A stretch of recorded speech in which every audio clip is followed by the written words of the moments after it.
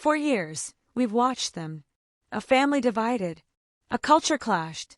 From the secluded farm in rural Georgia to the sun-drenched streets of Tampa and the fast-paced life of Los Angeles, the Plath family has taken us on a journey of rebellion, reconciliation, and reinvention. We've seen marriages pushed to the brink. We've seen siblings torn apart by loyalty and ideology. We've seen a matriarch completely rewrite her own story, leaving a trail of confusion and controversy in her wake. You thought you knew their story. You thought you'd seen the most dramatic twists. You thought you understood the fault lines that divide this family. Think again. Welcome back to Plathville Exposed, your #1 source for all the news, drama, and deep dives into America's most fascinating reality family. I'm your host, Chloe, and what we have for you today is the culmination of a year so explosive, so transformative, it will redefine everything you thought you knew about the Plaths. We've been gathering information, talking to sources close to the family, and analyzing every social media post and public appearance to piece together the puzzle of 2025. And what we found is nothing short of shocking. We're talking about a pregnancy bombshell that no one, and I mean no one, saw coming. We're talking about a final, heartbreaking breakup that will change the family dynamic forever. We're talking about bitter feuds that have reignited with a vengeance, and bold, audacious new moves that have sent some family members soaring to new heights while leaving others behind in the dust. So grab your sweet tea, settle in, because this is the story of the Plaths in 2025. It's a story of new life, final goodbyes, and the fight for the very soul of a family. All right, let's start with the couple that has been the epicenter of the Plath family earthquake from day one, Ethan and Olivia. When we last saw them in late 2023, they had made the monumental decision to leave Tampa, Florida, and cut ties with most of the family. They moved to Minnesota, seeking a fresh start away from the drama, the memories, and the suffocating southern heat. For a while, it seemed to work. Their social media in 2024 was a curated gallery of snowy landscapes, cozy nights in, and carefully worded captions about healing and building our future. But sources close to the couple tell a different story. The move wasn't a cure, it was a cryogenic freeze. They didn't solve their problems, they just put them on ice. The fundamental cracks in their foundation, Ethan's deep-seated resentment of Olivia's influence and Olivia's trauma-fueled need for distance from his family, remained. As 2025 dawned, the freeze began to thaw, and the problems resurfaced with a vengeance. They had successfully isolated themselves from the Plaths, but in doing so, they had also isolated themselves from everyone else. They were alone. Together, our sources describe their new life in a small town outside Minneapolis as suffocatingly quiet. Ethan, a man who finds solace in the roar of an engine, was spending his days working at a local auto shop. But without his familiar projects and the warm weather he was used to, his passion seemed to dwindle. He grew more insular, more withdrawn. Olivia, meanwhile, threw herself into her photography. She landed a few local gigs, weddings, family portraits, but the creative fire that had driven her in a bustling city like Tampa was harder to sustain in the quiet Midwest. She was professionally successful but personally adrift. The very thing she thought she wanted, total peace and quiet with her husband, turned out to be a breeding ground for all their unspoken issues. The big fight, the one that broke the dam, reportedly happened in March of 2025. It wasn't about Kim. It wasn't about Mariah. It was about a vacuum cleaner. Yes, a vacuum cleaner. According to a source, Ethan had forgotten to buy new filters, and Olivia, already on edge from a canceled photography job, saw it as a metaphor for their entire relationship: neglect, forgotten promises, and a failure to maintain what they had built. What started as a minor squabble escalated into a screaming match that dredged up every single hurt from the past 7 years. "You resent me for saving you," Olivia allegedly screamed. "You think I stole your family, but I was trying to give you a life." Ethan's reply, as told to us, was chillingly quiet. "Maybe I didn't want to be saved, Olivia. Maybe I just wanted my wife." That was the breaking point. The moment they both realized that love wasn't enough. Their trauma bonds were stronger than their romantic bonds. They weren't partners. They were co-survivors of a war that had ended, leaving them stranded on a deserted island in April 2025. They made a shocking announcement, not on social media, but to their close circle. They were initiating a formal, legal separation. This wasn't a break. This was the beginning of the end. Olivia, in a bold move that surprised everyone, packed her bags and moved to New York City. Not for a whim, but for a prestigious 6-month mentorship with a world-renowned portrait photographer. It was the ultimate career move, a definitive statement that she was choosing her own path, with or without Ethan. Her Instagram suddenly exploded with artistic, black-and-white photos of the city, gritty street scenes, and poignant captions about rediscovery and finding my own light. There was no mention of Ethan. Ethan, meanwhile, stayed in the quiet Minnesota apartment, surrounded by the ghosts of their marriage. Our sources say he was lost. He sold the apartment and moved into a smaller rental. He spent his weekends driving aimlessly, calling the one person he felt could understand his pain, his brother Micah. The divorce proceedings were quiet, handled by lawyers. They were aiming for a clean, amicable split. They were on track to be legally divorced by the end of the year. And then, the bombshell. In late July 2025, Olivia, feeling unusually fatigued and unwell in the bustling NYC summer, went to a doctor. She chalked it up to stress and overwork. The doctor ran a series of routine tests, and among them, a blood test that revealed something impossible, something that would derail everything. Olivia Plath was pregnant, and not just a little pregnant. Based on the timeline, she was nearly 8 weeks along. The conception would have happened in late May, after they had separated, but during one last, tearful, goodbye weekend they spent together before she left for New York. A weekend meant for closure that had instead created a new beginning. Imagine that phone call. Ethan is in a garage in Minnesota, grease on his hands, trying to forget his life is falling apart. His phone rings. It's Olivia, her voice trembling from 1,200 miles away. Ethan, I'm pregnant. The divorce is immediately put on hold. The separation is thrown into chaos. Our sources say Ethan was a mess of emotions, shock, terror, and a flicker of something he hadn't felt in years, hope. Olivia was equally conflicted, her dreams of a new, independent life in New York suddenly colliding with the reality of being tied to Ethan and the Plath family forever. As of right now, our latest information is this. Olivia has finished her mentorship but has not returned to Minnesota. Ethan has not moved to New York. They are in a state of limbo, communicating through tense phone calls and video chats, trying to decide what to do. Do they try to raise a child from 2 different states? Does one of them sacrifice their newfound independence for the sake of the baby? Can they possibly rebuild a marriage on a foundation that has already crumbled? This baby, this complete and utter shock, is not a simple fix.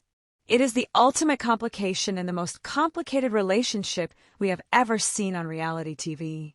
The story of Ethan and Olivia is not over. In fact, a brand new, terrifyingly uncertain chapter has just begun.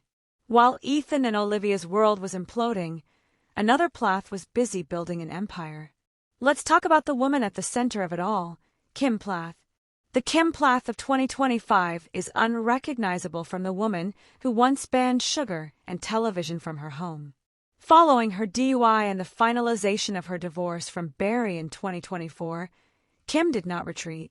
She doubled down. Her dance studio, Freedom in Motion, which started as a small, local venture in Cairo, has become her life's work and a burgeoning brand. In 2025, Kim has shed the last vestiges of her old life and fully embraced her new identity, the empowered, free-spirited entrepreneur. But this year, she made her boldest move yet. Kim secured an investor, a significant one. In the spring of 2025, she announced plans to franchise Freedom in Motion. Her vision is to open studios across the Southeast, marketing them as more than just dance classes.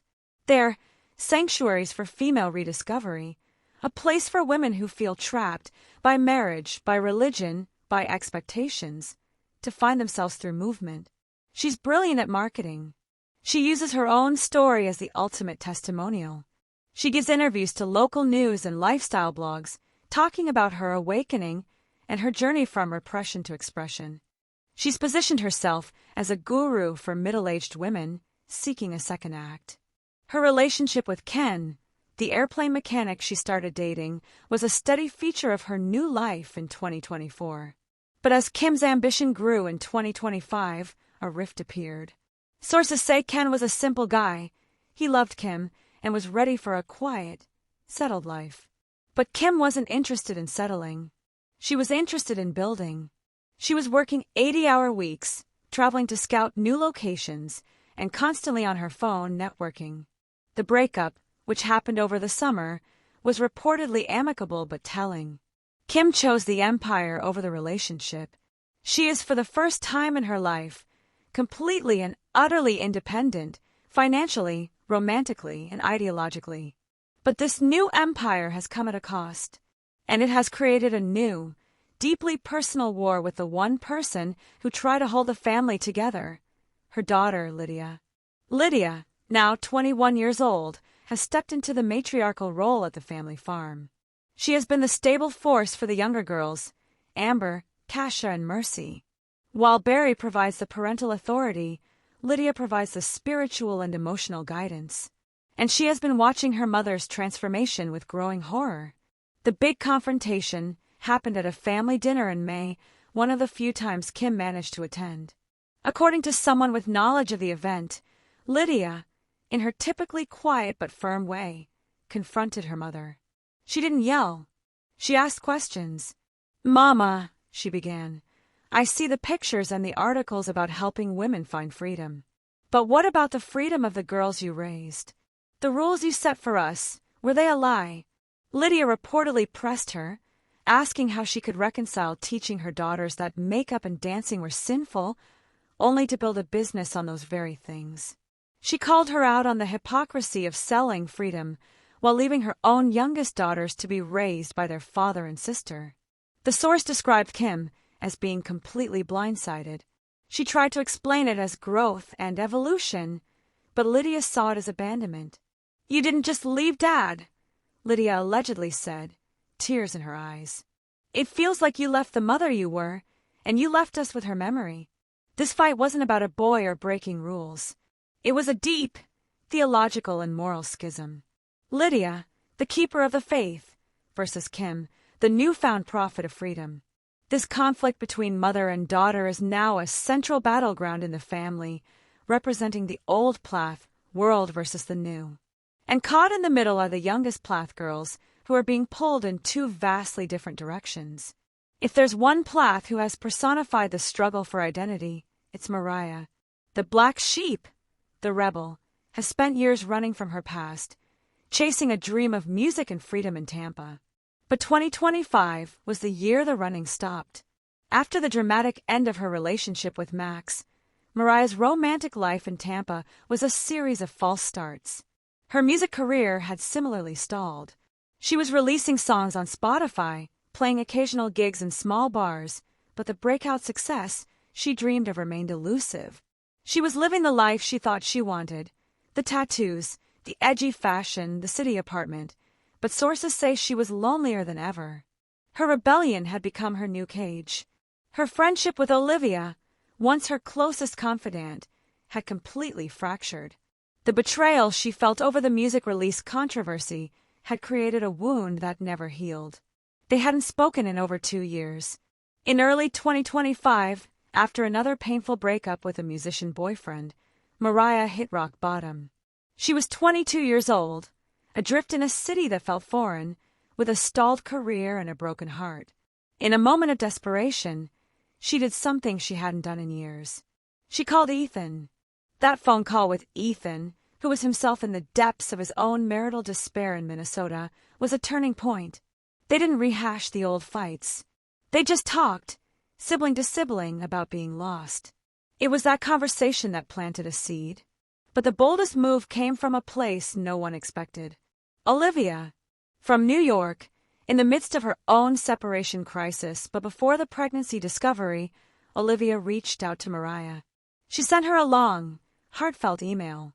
We don't have the exact text, but sources who know of its contents say Olivia took full accountability for her part in their fallout.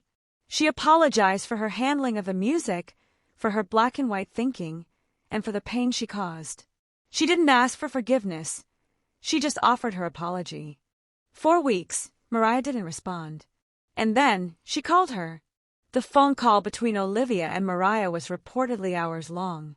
It was tearful, raw, and finally honest. They talked about Kim, about the trauma of their upbringing, about how their own pain had caused them to hurt each other. They didn't magically become best friends again, but they reached a place of understanding. A truce. For Mariah, it was the closure she desperately needed. And with that closure, she made a decision that stunned everyone. In the summer of 2025, Mariah Plath packed up her Tampa apartment and moved back to Cairo, Georgia. She didn't move back to the farm. That would be a step too far. Instead, she rented a small, 2-bedroom house on the outskirts of town. It's her space on her terms. She brought her music equipment, but she also did something else. She enrolled in online courses at a local community college, not for music, but for business and marketing. Mariah's bold move in 2025 wasn't a new tattoo or a wild relationship. It was a retreat, a strategic, mature decision to stop running and start rebuilding. She is reconnecting with her younger siblings, having tentative coffee dates with her father, and keeping a careful distance from her mother's new world. Her return has sent ripples through the family. Lydia is thrilled to have her sister nearby. Barry is cautiously optimistic. And Kim, well, Kim sees an opportunity. She has already tried to recruit Mariah to be a youth instructor at her dance studio, an offer Mariah politely but firmly declined. Mariah Plath is no longer the rebel. She's a survivor, back on home turf, but this time, she's playing by her own rules. Her journey in 2025 is perhaps the most hopeful of all, a quiet, powerful search for authentic peace, not just manufactured freedom. Part 4. The Quiet Giant and the LA Dreamer, Barry and Micah's New Paths. Host. With all the chaos swirling around Ethan, Kim, and Mariah, it's easy to overlook the 2 men who have been quietly forging new identities of their own, Barry and Micah. Let's start with Barry. After the divorce, many expected Barry to either become a bitter recluse or to double down on his rigid beliefs. He did neither. The Barry of 2025 is a softer, more reflective man. His focus has been singular, providing a stable, loving home for Isaac, Amber, Kasha, and Mercy. His bold move is not a business or a relocation, it's an emotional one. Barry has embraced the role of single father with a surprising grace. He's learned to cook more than just scrambled eggs. He's the one taking the girls to their school events and helping with homework. His relationship with Isaac, now 19, has deepened significantly. Isaac, who is pursuing his pilot's license with a fervor, sees his dad not as a warden, but as a mentor and supporter. The biggest change in Barry, however, is his dynamic with Kim. The animosity of the divorce has faded, replaced by a functional, if distant, co-parenting relationship. They talk weekly about the kids, but as mentioned, he and Kim are on a collision course over the souls of their youngest daughters. Amber, 16, Kasha, 14, and Mercy, 12, are now teenagers, and they are fascinated by their mother's glamorous new life.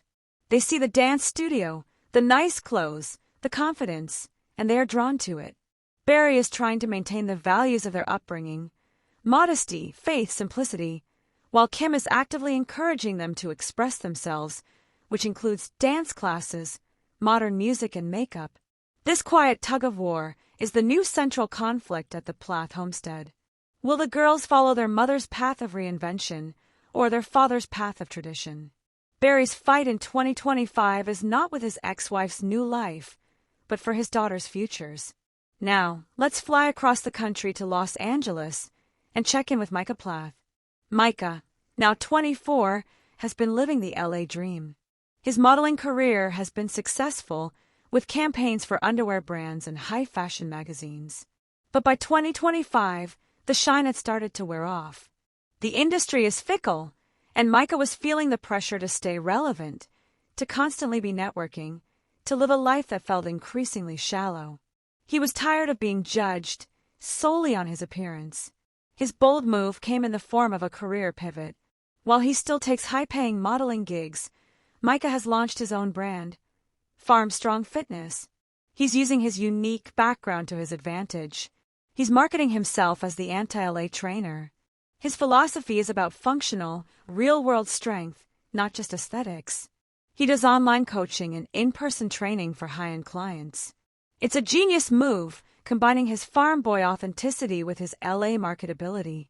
The fight for Micah wasn't with a family member, but with his agency. They reportedly told him he was diluting his brand, that he should stick to being a model. But Micah, showing a maturity and business savvy no one expected, stuck to his guns. He got new representation that understood his vision. And in his personal life, there's a big development. After a string of dates with fellow models and influencers, Micah is now in a serious relationship. And she's not what you'd expect. Our sources tell us her name is Dr. Anya Sharma, a 28-year-old pediatrician he met through a mutual friend at a charity event. She's intelligent, grounded, and completely unimpressed by the Hollywood scene. This relationship signals a huge shift for Micah. He's moving away from the superficial and seeking something real and substantial. He's building a business, he's in a mature relationship, and he's serving as Ethan's emotional rock. The boy who left the farm looking for adventure has become a man who is building a life with purpose. This brings us to the final, crucial piece of the 2025 puzzle, the next generation. And at the forefront of that is the family's steadfast heart, Lydia Plath. As we mentioned, Lydia has been locked in a quiet war of values with her mother, Kim. But Lydia's story in 2025 isn't just about conflict. It's about love and commitment. For over a year, Lydia has been in a serious courtship. We've seen glimpses of him on social media, a young man named Michael who shares her deep faith and traditional values. He's reportedly a carpenter and very active in their church community. And in June of 2025, Barry Plath proudly posted a photo to his small, private social media account. It was a picture of Lydia, hand outstretched, wearing a simple, elegant diamond engagement ring. Lydia is getting married.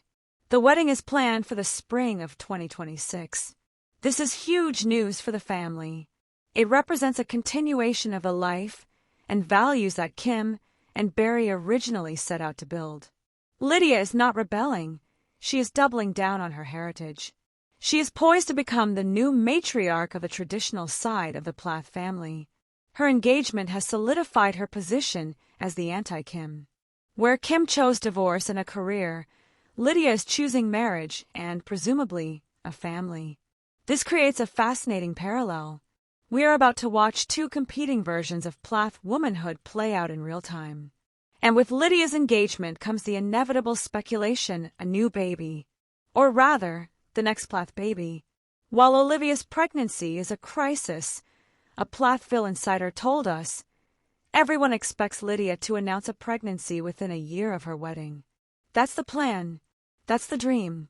To build a big, happy, God-fearing family. She wants to be the mother her own mother chose not to be anymore. So as 2025 closes, we have two potential new mothers in the Plath family, under wildly different circumstances. Olivia, facing a pregnancy that could shatter her independence and force a reconciliation she may not want. And Lydia, planning a marriage where motherhood is the ultimate, cherished goal. Ethan and Olivia. A final, bitter separation followed by a shocking, crisis-inducing pregnancy. Their future is a giant, terrifying question mark. Kim, divorced, single, and the CEO of a rapidly expanding freedom empire. She has chosen ambition over everything, but is now at war with her own daughter, Lydia. Mariah, the prodigal daughter, has returned home. She's abandoned the rebellious act, reconciled with Olivia, and is quietly rebuilding her life in Cairo on her own terms.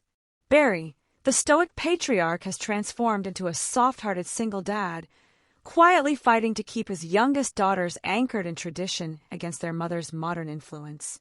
Micah, The LA model has become a farm-strong fitness entrepreneur and is in a serious, grounding relationship.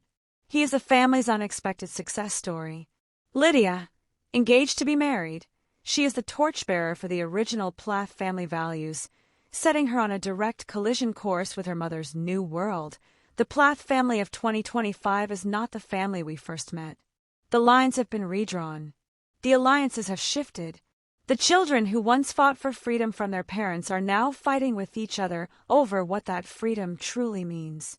We are left with so many questions as we head into 2026. Will the miracle baby be enough to save Ethan and Olivia's marriage? Or will it be the final, tragic weight that sinks it for good? Can Mariah find true peace in the town she once desperately fled? Who will win the tug-of-war for the younger girls' hearts and minds? Kim's world of expressive freedom, or Barry's world of quiet faith? And as Lydia prepares to walk down the aisle, will her wedding be a moment of family unity? Or will it be the final event that splinters the Plaths into two separate families forever? One thing is certain, the Plathville story is far from over. The drama has only deepened, and the stakes have never been higher. What do you think is the biggest shocker of 2025? Let us know in the comments below. Do you think Ethan and Olivia can make it work? Are you Team Kim or Team Lydia? Don't forget to like this video, subscribe to Plathville Exposed, and hit that notification bell so you don't miss our next deep dive. Until next time, stay tuned, because with this family, the next earthquake is always just around the corner.